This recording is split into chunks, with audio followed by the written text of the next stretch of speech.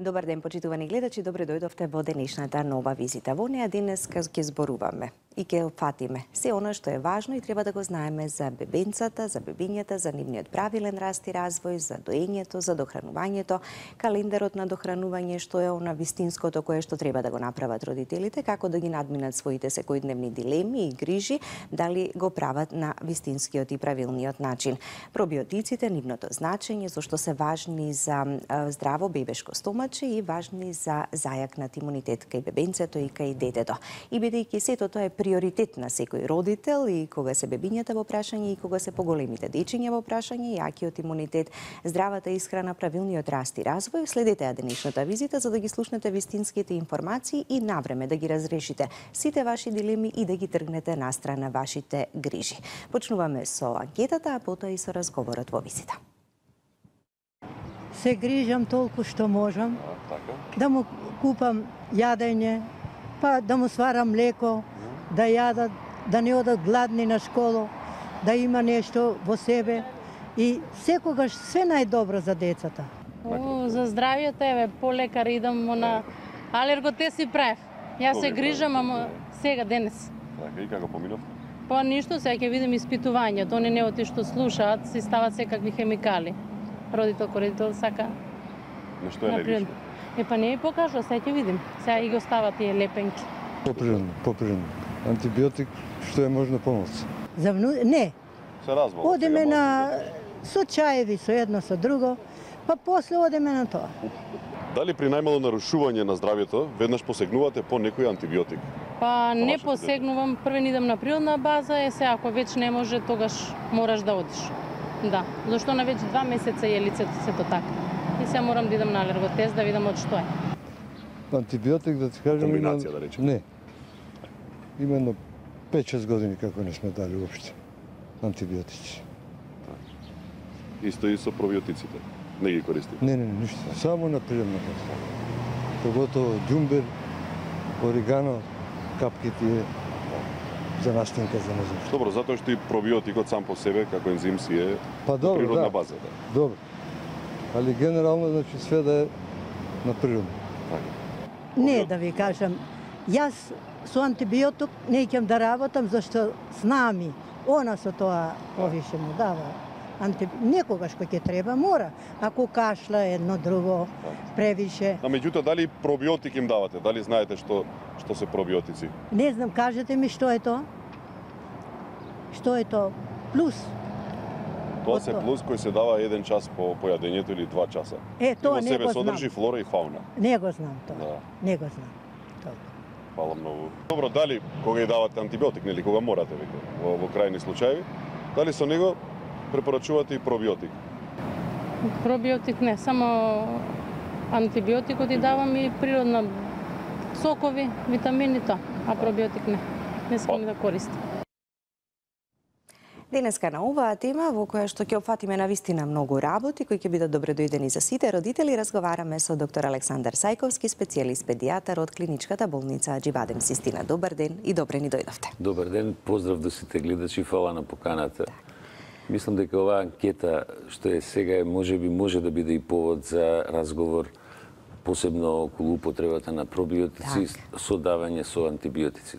Тоа е многу битна тема. Тема која што уште повеќе треба да ја актуализираме, некако во последно време зборуваме повеќе за неа, меѓутоа секогаш ни се добре дојдени и новите информации. Кога се зборува за бебињата, секогаш се убави темите, нели? Полесно ги надминуваме и сите проблеми и тешки моменти кои што можеби и родителите ги имаат, кога ќе слушнат вистинска информација. Ако зборуваме кога е темата деца, на пример, тоа знаете како ја имам среќа да работам со деца, кога сме на тоа.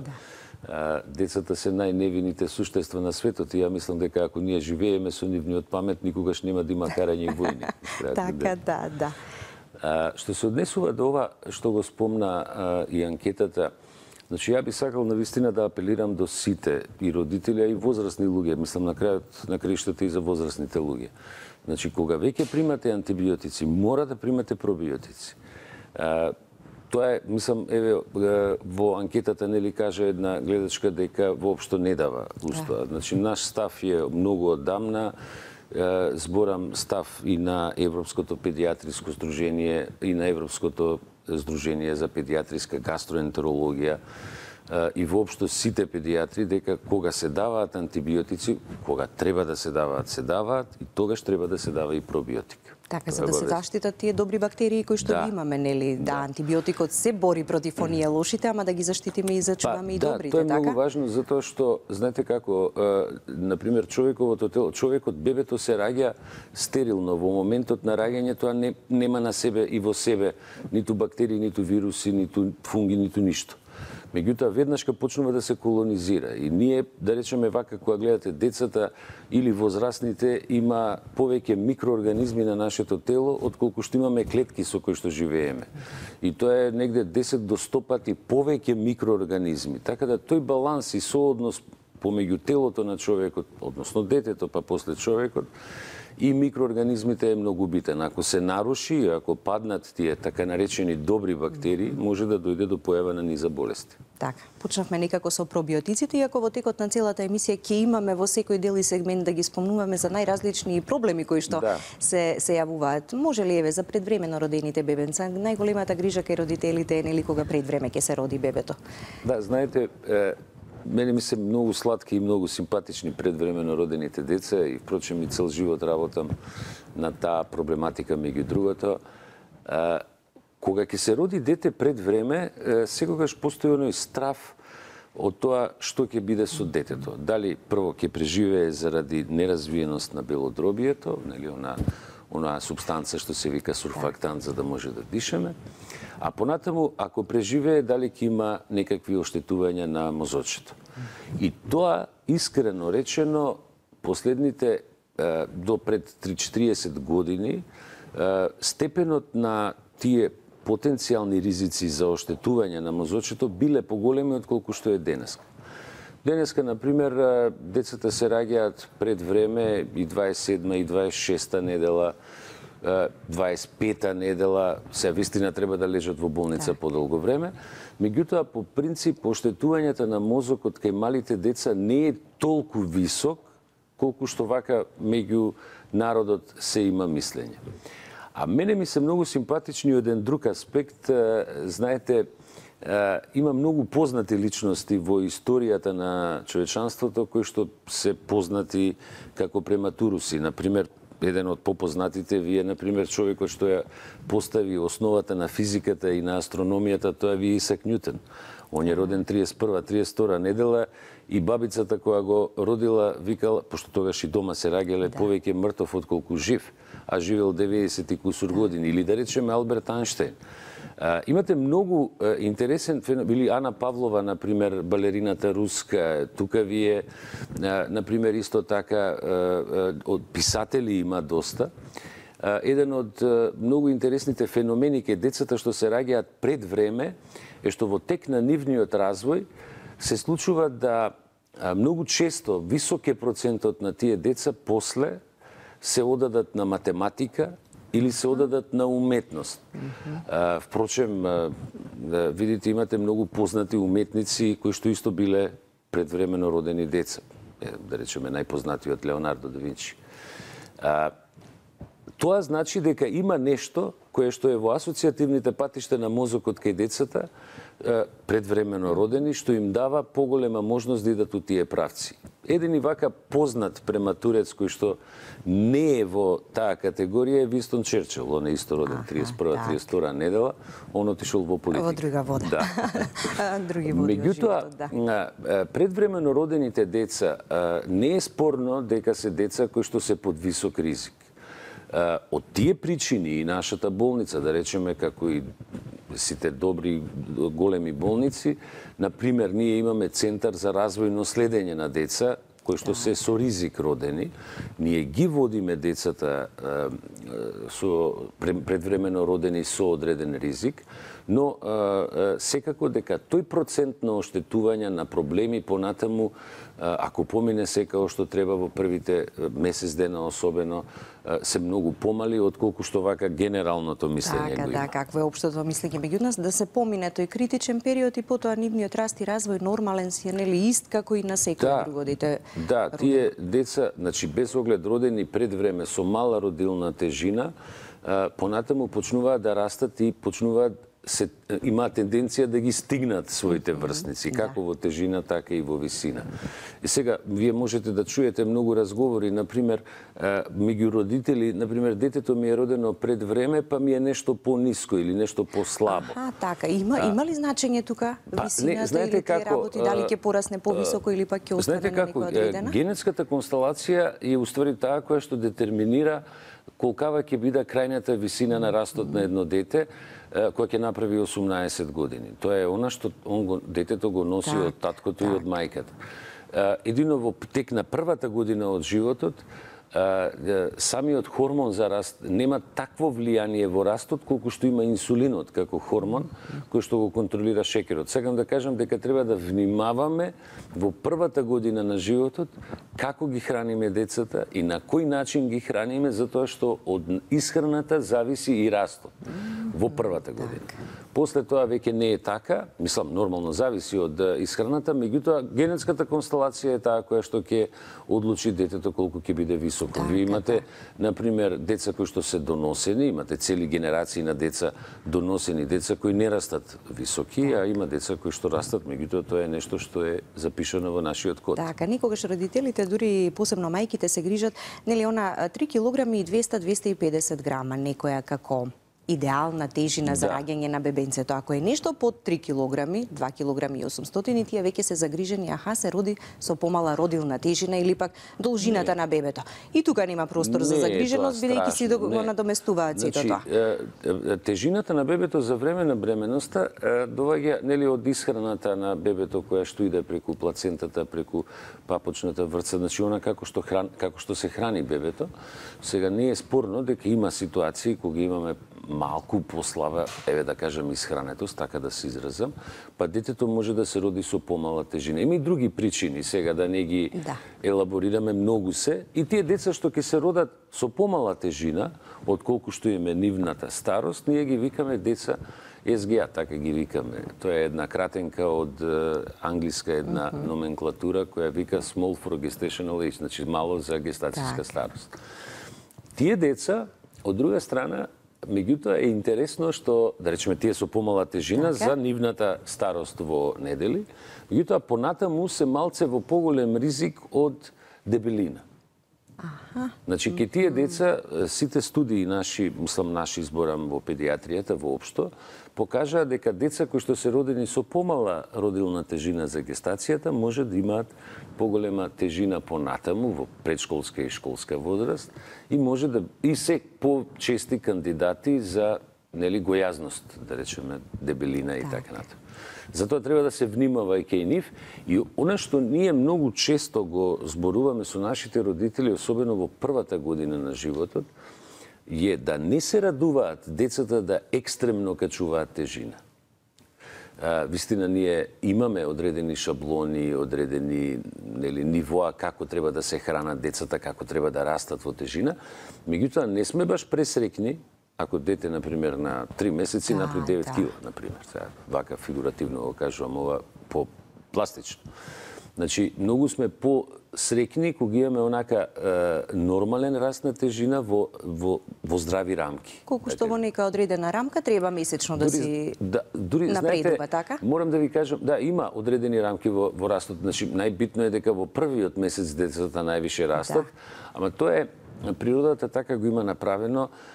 Значи, мајчиното млеко содржи голема количина на протеини и се вика колострум во првиот месец и тогаш детето највише расте. Колку е количината на протеини кај цицачите поголема во млекото, толку растот и осамостојувањето е побрзо.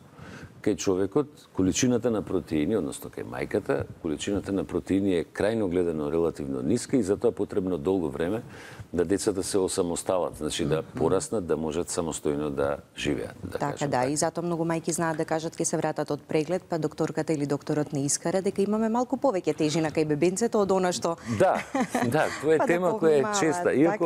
Иако вие ќе видите, например, да речеме, во часописи вака слики на бебе со големи црвени образи, и тоа е вака честа слика, меѓутоа имате во предвид дека деца кои што не се толку дебели, значи ке децата односот, присуството на водата во просторот околу клетките е многу поголем отколку кај нас возрастните. Тоа се деца кои што се малку попунички и кај нив е поголем ризикот од, например, дехидрација од еден, да кажам, стандарден пролив, можат или повраќање побрзо да дехидрираат отколку деца кои што имаат помала тежина, односно се во тие рамки кои што се потребни. Во рамките, да.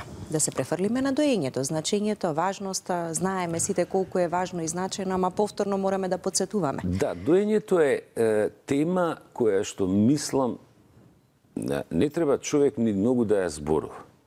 Значи, не постои подобро млеко од мајчиното млеко и не постои поубава слика од мајка која дои дете. Да. Впрочем, вие знаете, има и наши уметници кои што имаат цела плејада на слики каде што имаме мајка што дои. Да.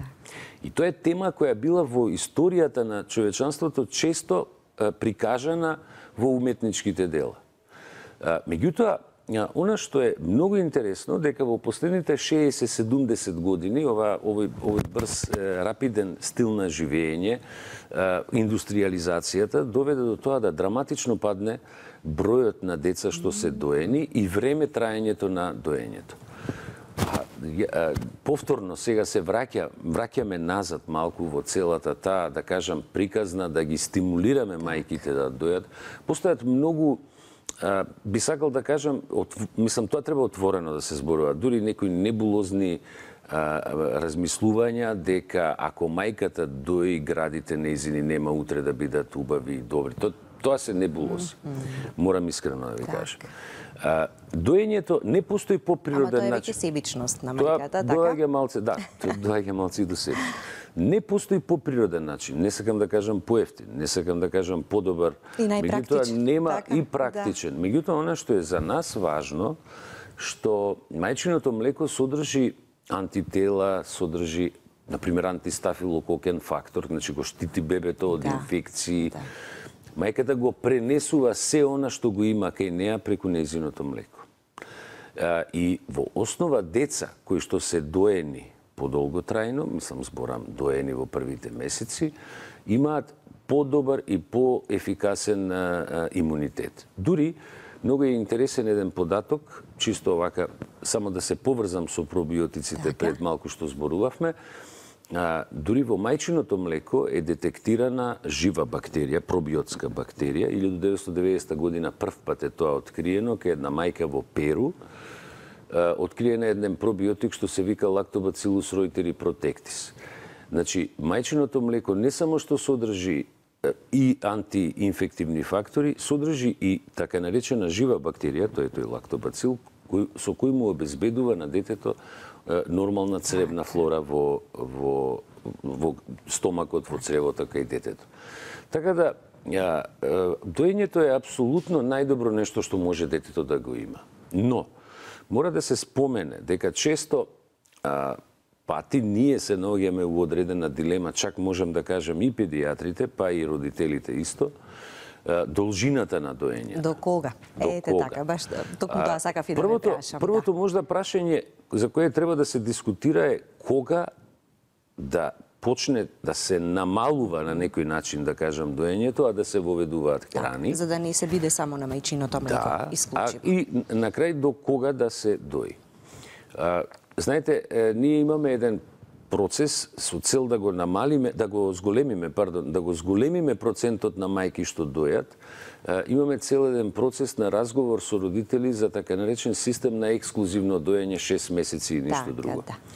Но морам да ви кажам дека препораките на Европска Унија и постои еден цел комитет кој што се бави со исхрана на деца од 0 до 18 години, и на веб страната на Европска Унија можете да го најдете тој документ кој е на 130 страни, вели дека дохраната, значи воведувањето на храни, почнува меѓу 4 и 6 месец. Дури таму има толку таксативно интересни податоци на бројано што се многу интересни. Например, забрането е давање на глутен пред 4 месец, но не и после 7. Меѓу 4 и 7 детето треба да се запознае со глутенот. Или да речеме, чисто кога го спомнувам тој документ, е добро луѓето да го прочитаат, на веб страната може да го симнат како PDF файл, достапен е за сите. например, забрана има за давање на кравјо млеко во тек на првата година од животот. Значи, доењето треба да трае година дена, ако мајката има млеко. Значи, кравјо млеко не смее да се дава во тек на првата година од животот. Исклучок се екстремно мали количини на млеко за припрема на некоја храна. Ама тоа се многу мали количини. Кашичка што треба да се подготви. Да. Дури препораките на ниво на Европска унија се да и во втората година од животот децата не пијат кравјо млеко, него пијат формули детски, каде што се коригирани формулите за да не дојде до нарушување на цревната флора, нарушување на стомакот, рахитис, слабокрвност и така натаму. Тоа ни е вака сега во последно време многу битна информација и битно е да го споделиме со родителите, иако релативно е потешко да се убедиме, затоа што се уште владее едно мислење дека детето треба да пие кравјо млеко заради коските. Но имајте во предвид дека кравјото млеко, да, има доста голема концентрација на калциум, ама тој е врзан со фосфорот и тој не се ресорбира од цревото. Значи, дете ако е ставено, особено во првата година од животот, на кравјо млеко, тоа во старт ќе направи слабокрвност и слаби коски, односно она што го викаме рахитис. Значи нема да го постигнеме она што мислиме дека сакаме добро да го постигнеме, да. Би сакал овдека да напоменам дека употребата, повторно се враќам на пробиотиците од пред малку, дека употребата на пробиотиците во тек на првата година многу зависи и од доењето. Зависи од начинот на раѓање на бебето, но и од доењето. Знаете, деца кои што се родени спонтано, значи нормално, природно, да кажам, не со царски рез, децата кои што се раѓаат спонтано, кога излагаат низ родилните канали, они собираат дел од бактеријалната флора кај мајката, меѓу кои има и лактобацилуси. И затоа деца кои што се родени спонтано, а се на природна исхрана, се на мајчино млеко, најчесто и немаат потреба да примаат дополнително пробиотици. А потребни се кај предвремено родените бебенца? Добро е пробиотици во текот на самата бременост и... Да, видите, со пробиотиците, ова е интересно, со пробиотиците, знаете како, тоа ви е приказна како со колите. Значи, вие, ако влезете сега во било која аптека, нели имате избор на пробиотици многу. Меѓутоа, не е исто да купите, пример, ако земеме дека, да речеме, сортата на, мислам, пробиотици како термин, велиме, ајде, најчесто купувана кола кај нас е Голф, нели, као една од најдобри коли, не е исто дали ќе купите Голф од 75-та година или Голф од 2017. Или, ако смеам уште една компарација да дадам, вие имате разни типови на кучиња. Имате доги кои што се огромни и имате пудлици кои што се мали. И едното и другото е куче, ама функцијата им е друга. Или ај убедите вашата керка, тинеџерка, дека iPhone 4 е подобар од iPhone 7. Истото е со пробиотиците. Значи, кај пробиотиците е многу битно што зимате.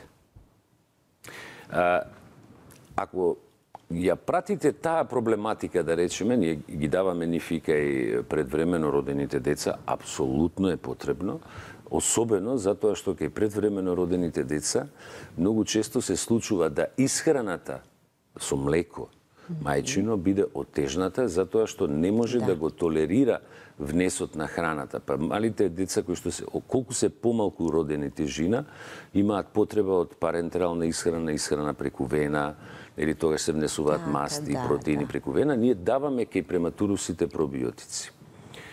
Меѓутоа не се. Затоа е ова што ви го кажувам, значи изборот на пробиотикот сепак треба да биде на тој што е најквалитетен и кој што е безбеден за користење кај мали деца, а кој што во исто време го подобрува имунитетот. Сега само да се надоврзам дека деца кои што се родени со царски рез, сакав да го спојам со она пред малку што го зборувам. Спонтаното раѓање и со царски рез. Објективно во Македонија е пораснат бројот на царски резови. Ние сме некаде 2016 година, минатата година, некаде 37-8% од сите раѓања во Македонија се со царски рез. Неспорно е дека бебе која ќе се роди со царски рез, оно не ги прима бактериите, флората од она што го кажавте, природниот пат на раѓањето на детето, меѓутоа ќе ја прими флората од околината кај што е родена, а тоа е болница. И тоа се најчесто стафилококи. И тие деца, особено ако се на вештачка исхрана, имаат потреба од примање на пробиотици кои што ќе ја регулираат цревната флора.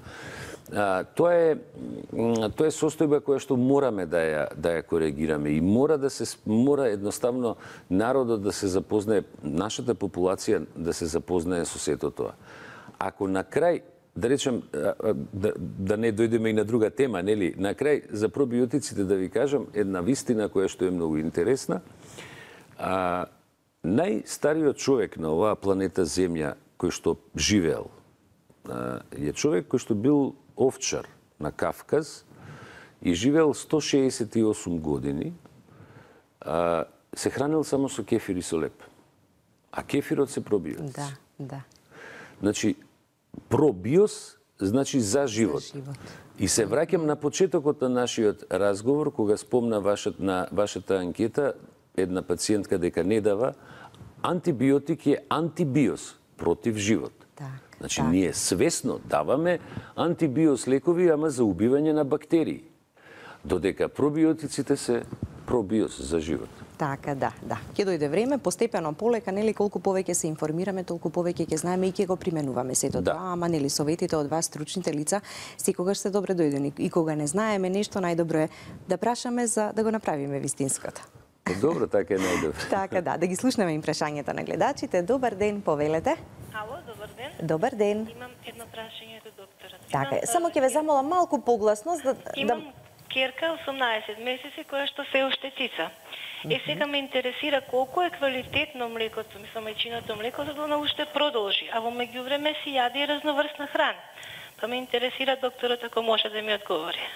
Добро, ви благодариме. Мајчиното млеко и тоа е една тема која треба да се дискутира. Не постои квалитетно и неквалитетно млеко. Мајчиното млеко зависи од исхраната на мајката во првиот месец од животот. Значи, кога ќе се породи. Она треба да внесува доста протеини, течности, нели, сите нутритивни компоненти. После месец дена, кога после колострум па преодно млеко ќе се формира зрелото млеко ќе се создава макар и на штета на здравјето на мајката. Значи, млекото е квалитетно во секој случај, неовисно дали е бебето 3 месеци, дали е 14 месеци. Прашањето е колку треба долго да се дои. Значи, веќе над година дена, значи, сега може би ќе ме критик... 18, мислам, спомена, година и пол, така? Значи, постои тенденција на доење на децата и 2 години и 3 години, нели? Меѓутоа, една вистина е дека над година дена веќе млекото не треба да е доминантна храна.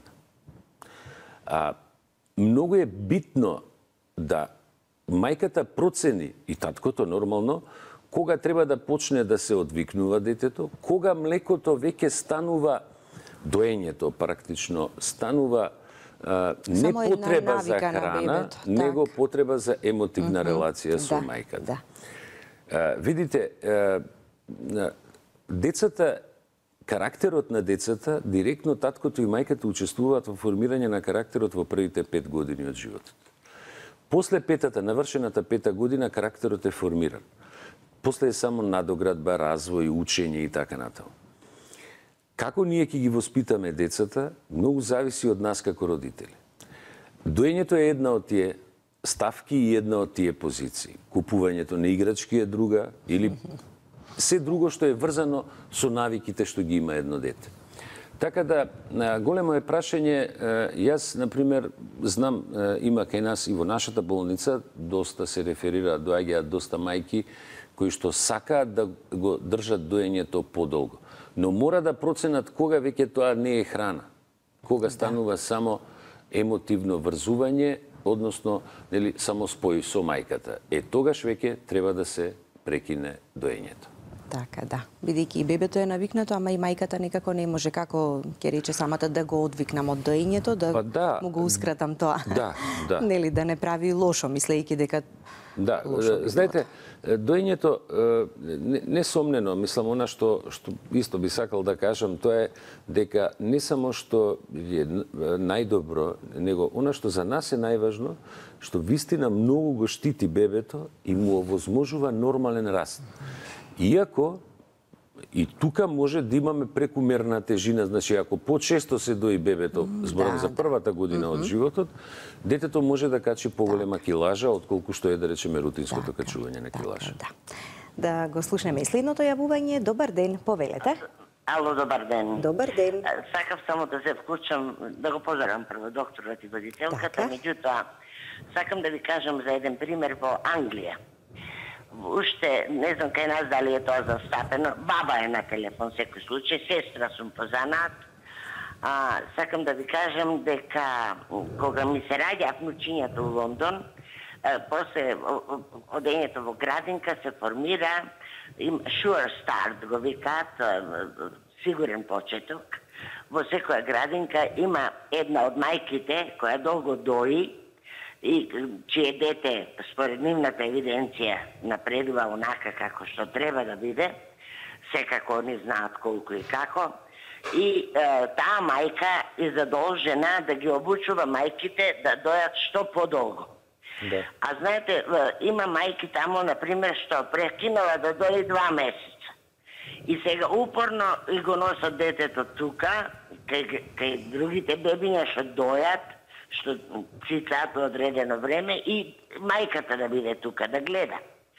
Сакам да ви кажам, не знам дали нашите педиатри во своите здруженија имаат такви согледувања дека обуката за доење и навика на доење на децата, ти полно мајки не ќе да дојат, знаеме, тоа не е ново. Има такво сознание, например, по градинките да има обука на мајките дојки. Тоа е многу важно, ми се чини. Не знам, господине докторе, што вие мислите, али ја така мислам дека е тоа така. Проштевајте, благодарам. Така, ви благодариме за јавувањето. Да, тоа има, ја го имам видено тоа во Англија. Да, тоа е вистина и Англија, видите, баш кога го спомнавте, ова е интересна земја. Например, Шкотска има најригорозен закон кога сме кај доењето, например. Баш еве да го споменам тоа, мислам дека е многу битно. Значи, мајка која е слободна да го дои своето бебе и на улица, било каде, и во јавност, и било каде. Шкотска е една од земјите, значи, членка на Обединетото кралство, каде што е тоа најригорозно заштитена мајката. Ако некој нези смета, најмала казна затвор 5 години. Значи, ако мајката сака да го дои бебето свое било каде, на улица, на автобуска станица или било каде. Така. Ама овде кај нас никако тешко прифатливо. Овде не баш така е, дури имаше некои ситуации по некои трговски центри, например, на некои мајки да им се да им се обраќаат дека не треба да ги дојат. Ова за учењето на мајките за доење, да, тоа е еден процес кој што е познат во Англија. Во Англија се спроведува точно и во некои други европски земји, да, апсолутно. Но морам да ви напоменам само една работа. Сепак постојат некои разлики кои што се врзани во земјите. Значи, должината на породилното боледување, времето кога мајката тргнува на работа, многу често се случува да 3 месеци има породилно, па оди на работа, па нели мора да почне да работи. Јас лично како педијатар сум застапник на тоа дека и 9 месеци е малку породилно боледување, дека породилното треба да е подолго, објективно, затоа што не постои поголема обврска, поголема задача и позначајна од одгледување на дете. Но нели тоа е сепак одлука на ниво на политиките на владите и секоја држава малку се адаптира према целата таа ситуација. Кај нас таква едукација во градинките нема. Меѓутоа во породилиштата има секако мајките мора нели да бидат подучени. Во Систина, во Аџибадем Систина дури се трудиме, еве кога сме кај овој тип на едукации, уште за време бременоста кај нас има често предавања, односно комуникација со бремените мајки и нивните сопрузи, заедно да дојдат да размениме одредени искуства, знаење и да им пренесеме што треба да прават. По породувањето, така, околу грижата за бебето. Едукацијата кај нас почнува уште пред да се породат мајки. Така, да. И сите тие потешкоти околу начинот на доењето, млекото, сите тие работи треба на вистински начин да бидат пренесени до мајката, за да се надминат многу полесно и нели потоа да биде на општо добро и задоволство на бебето и на мајката. Може да има ситни проблеми во тек на доењето, меѓутоа тоа е еден толку природен процес кој што постепено све што викаат ќе си легне, ќе дојде на свое место. Така. Во продолжение реклами, почитувани гледачи, останете со нас. По рекламите ви доделуваме подарок и ја продолжуваме денешната визита и разговорот. Секојдневно во визита ви доделуваме вредни подароци, така ќе биде и денеска. Доделуваме нов подарок за еден наш гледач, тоа е Зеодерм кремата, која што е вистинско решение за проблемите со кожата, како псоријаза, екзема, уртикарија, сува кожа и чешање. Брзо и ефикасно решение дури и за најсериозните случаи на проблеми со кожата. Зеодерм кремата е на база на зеолит и содржи природни состојки, кои што овозможуваат побрзо и поефикасно надминување на проблемот кој што го имате со кожата. 100% природен производ Зеодерм крем, кој што го доделуваме денеска на еден наш гледач. Добар ден, повелете кој ни се јавува, да ве слушнеме. Ало, добар ден. Добар ден. Тука е Анита Накич Петковиќ. Од каде, Анита? Ве поздравувам од Скопје. Од Скопје, добро. Ве поздравувам емисијата и вас и докторот. Ви благодарам. За вас е подарокот. Како што споменав, Зеодерм кремата и верувам дека слушнавте за се што може да се користи и да го почувствувате пријатното благотворно дејство на оваа крема. Бидете и понатаму со нас и со визита. Нам, како и секогаш досега, брзо времето ни поминува и секогаш на крајот ни остануваат само неколку минути, ама сепак и во тие малку минути можеме да кажеме важни работи. Го посветивме денешното издание на визита и на доењето и на пробиотиците, меѓутоа календарот на дохранувањето, барем во кратки црти, кога да се почне, како и со што? Да, пред малку рековме дека практично дохранувањето почнува меѓу 4 и 6 месец. Вообичаено е почнување со пробување со сокчиња, со вкусови со сокчиња, а понатаму со кашички. Топло советувам да, и таа е препораката во основа, да кога ќе се почне со кашички, да се почне со солени кашички, не со благи. Прво солените. Ќе се вратиме. Бидејќи благиот вкус им е многу подобар и поубав. Подобар и полесно ќе се научат, нели, па нема да сакаат да јадат. Оно што е битно дека постојат одредени шаблони, ај така да се изразам, за тоа која храна во кој месец може да се внесе. Но ако им е полесно на родителите, чисто за ориентација, да кажеме, кои ќе влезат во некои од големите маркети и кои ќе ги видат детските храни, таму каде што пишува 4+, 5+, 6+, например, тоа се тие храни кои што децата може да ги внесат од 6, например, 6+ е над 6 месец.